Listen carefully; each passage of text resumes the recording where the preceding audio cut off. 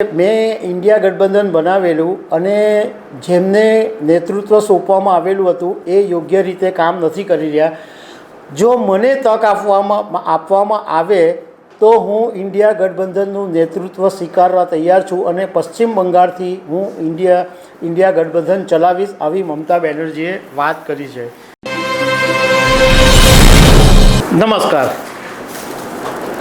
હમણાં ઇન્ડિયા ગઠબંધનની અંદર ગઈકાલે મમતા બેનર્જીએ જે નિવેદન આપ્યું કે મેં ઇન્ડિયા ગઠબંધન બનાવેલું અને જેમને નેતૃત્વ સોંપવામાં આવેલું હતું એ યોગ્ય રીતે કામ નથી કરી રહ્યા. જો મને તક આપવામાં આવે તો હું ઇન્ડિયા ગઠબંધનનું નેતૃત્વ સ્વીકારવા તૈયાર છું અને પશ્ચિમ બંગાળથી હું ઇન્ડિયા ગઠબંધન ચલાવીશ, આવી મમતા બેનર્જીએ વાત કરી છે. તો એક સવાલ એ ઊભો થયો છે કે શું અદાણીને લીધે ઇન્ડિયા ગઠબંધન તૂટી જશે? કારણ કે અત્યારે રાહુલ ગાંધી પણ અદાણીના મુદ્દે સંસદ ગજવી રહ્યા છે. તો આ મુદ્દા ઉપર હું તમારી સાથે વાત કરીશ. મારું નામ રાજેશ શાહ છે અને તમે જોઈ રહ્યા છો ગુજરાતના સૌથી મોટા ડિજિટલ ન્યૂઝ પ્લેટફોર્મ ખબર છે.com. સત્ય હિન્દી કરીને એક યુટ્યુબ ચેનલ છે, એના પત્રકાર આશુતોષે કેટલાક પત્રકારોની સાથે એક ડિબેટ શરૂ કરી અને એ ડિબેટની અંદર પત્રકારોએ પોતાના વ્યૂ રજૂ કર્યા. આશુતોષ જે પત્રકાર છે એમણે પણ પોતાનો વ્યૂ રજૂ કર્યો.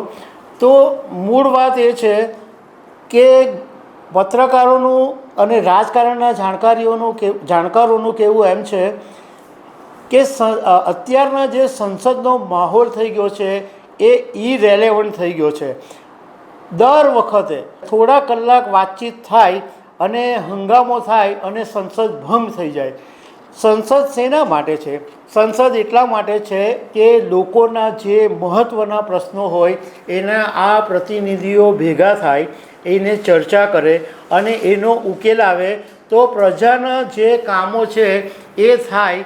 પરંતુ છેલ્લા કેટલાક વખતથી સંસદમાં ચર્ચા કરવાની નથી સત્તા પક્ષને રસ કે નથી વિપક્ષને રસ, એવું ચિત્ર ઉપસી રહ્યું છે.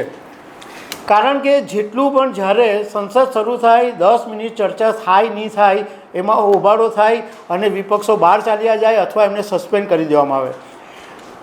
હમણાં જે 2 દિવસ પહેલાં જે અભિષેક મનુ સિંઘવીની સીટ ઉપરથી જે 50,000નું બંડલ મળ્યું, જે 500ની નોટનું બંડલ મળ્યું અને એના કારણે જે વિવાદ ઊભો થયો એ બાબતે પત્રકારોનું કહેવું એમ છે કે આ કોઈ મુદ્દો જ નથી. કોઈ MP 50,000 રૂપિયા લઈને શું કામ જાય? અને જાય તો પણ આ કંઈ એટલો મહત્ત્વનો મુદ્દો નથી. તમારી પાસે સંસદમાં ચર્ચા કરવા માટે ઘણા બધા મહત્ત્વના મુદ્દા છે. બેરોજગારીનો મુદ્દો છે, મોંઘવારીનો મુદ્દો છે કે અદાણીનો પણ મુદ્દો છે. આશુતોષે એવું કીધું, પત્રકાર આશુતોષે, કે અદાણીના મુદ્દા ઉપર ચર્ચા થવી જોઈએ. ભલે અમેરિકાની કોર્ટ ખોટી હોય તો પણ આ મુદ્દાની ચર્ચા સંસદની અંદર થવી જોઈએ. પણ આ મુદ્દે વિપક્ષમાં પણ મોટી દરાર પડી રહી છે.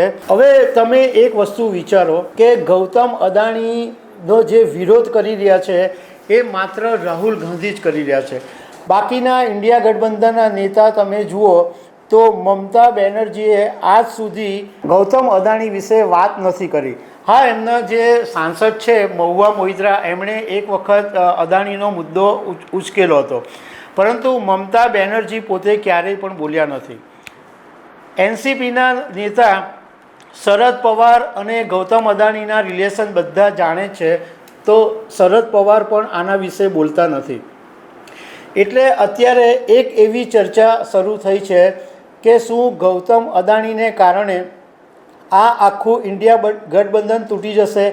કારણ કે 2 દિવસ પહેલાં જે નોટ મળી અને એ જ દિવસે રાહુલ ગાંધી સંસદની બહાર અદાણીના મુદ્દે હંગામો મચાવી રહ્યા હતા, પ્રદર્શન કરી રહ્યા હતા. અને બીજી તરફ તરત જ મમતા બેનર્જીએ નિવેદન આપ્યું કે ઇન્ડિયા ગઠબંધનનું નેતૃત્વ મને સોંપવામાં આવે. તો આનો મતલબ શું છે?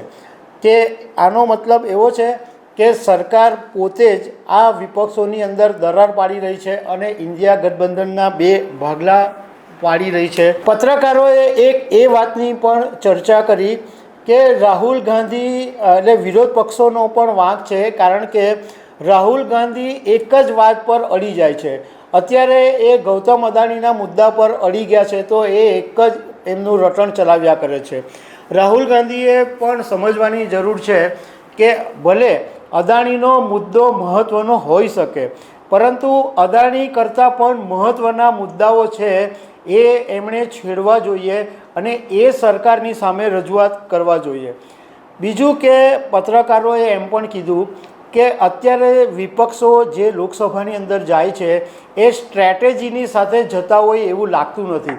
વિપક્ષોએ તો ઓલવેઝ લોકસભાની અંદર સ્ટ્રેટેજીની સાથે જવું જોઈએ. બીજો એક સવાલ એ પણ ઊભો કરવામાં આવ્યો કે શું વિપક્ષ જે છે એ રાહુલ ગાંધીને નિષ્ફળ બતાવવા માગે છે, એટલે નિષ્ફળ કરવા માગે છે.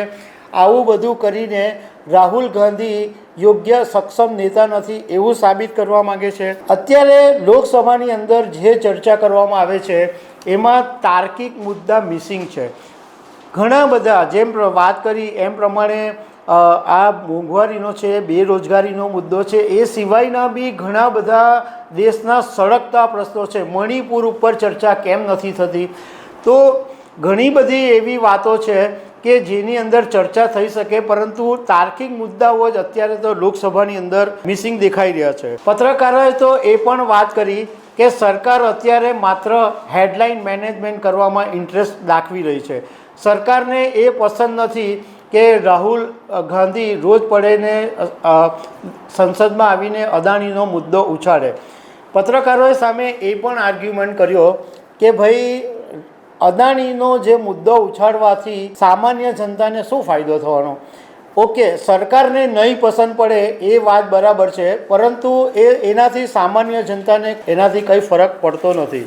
અને એક પત્રકારે તો એવું પણ સજેશન કર્યું કે વિપક્ષ જો ધારે તો રોજે રોજ પ્રસ્તાવ લાવે, કારણ કે સરકાર ધારો કે કંઈ પણ ગિમિક બી કરશે કે સરકાર કંઈ પણ ખેલ બી કરશે તો કેટલા દિવસ કરશે? તમારામાં તાકાત હોય તો તમે રોજે રોજ મુદ્દા લાવીને સંસદને ગજવી નાખો. પરંતુ એવું લાગે છે કે વિપક્ષ પણ અત્યારે સાવ વેરવિખેર થઈ ગયો છે અને વિપક્ષની અંદર પણ એવું જ લાગે છે કે માત્ર એમને સંસદમાંથી બહાર જવાનું, બહાર જઈને મીડિયાને બાઇટ આપવાનું અને બાઇટ આપીને પછી જમવા ચાલ્યા જવાનું. આવો જ આખો એક ટ્રેન્ડ જોવા મળી રહ્યો છે. એ ગંભીર બાબત છે. તો દર્શક મિત્રો, આવી અનેક વાતો સાથે અમે તમને મળતા રહીશું. Thank you very much.